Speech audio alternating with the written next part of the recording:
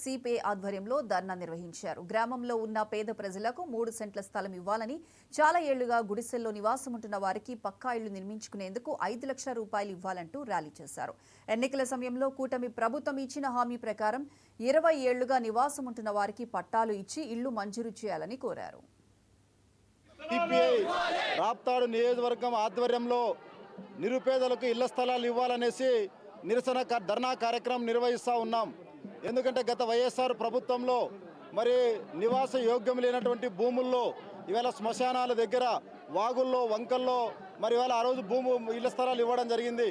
Communist పార్టీగా మేము ఆ రోజే చెప్పాం, ఇవన్నీ కూడా నివాస యోగ్యానికి తరుముగాను భూములు అనేసి మరి ఆ రోజు చెప్పినప్పుడు కూడా అవి పెడచవన పెట్టడం జరిగింది. దాని మేరకు ఇవాళ కూటమి ప్రభుత్వం కూడా మరి ఎన్నికల హామీ మేరకు మరి ఇవాళ గ్రామీణ ప్రాంతాల్లో 3 సెంట్ల స్థలాలు ఇస్తామనేసి చెప్పడం జరిగింది.